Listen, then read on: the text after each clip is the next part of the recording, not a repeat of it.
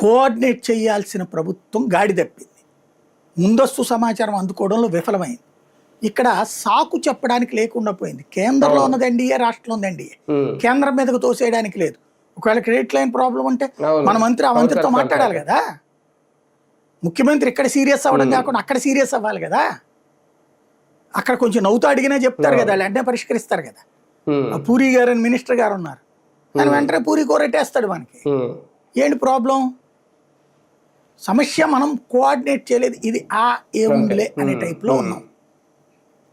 ఇప్పుడు సీరియస్ అయింది కాబట్టి ఆయన కూడా సీరియస్ అయ్యారు. పేపర్లో వార్త ఇప్పుడు 2 రోజులు గట్టాక పరిష్కారం అయిపోతుంది. బాబు గారు చెప్పబట్టి అయిపోయింది.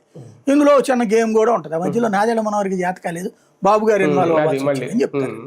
ఇది కొత్త క్రెడిట్ యాడ్ అవుతుందేమో, పెట్రోల్ కొరత తీర్చిన చంద్రబాబు నాయుడు గారు. అంటే ముందు వాత పెట్టి ఆ పైన ఆయింట్మెంట్ రాసి, ఇదిగో చూసావు ఆయింట్మెంట్ రాసినోడు గొప్పోడు అంటారు తప్పించి వాత పెట్టింది అది ఇక్కడ స్పెషాలిటీ.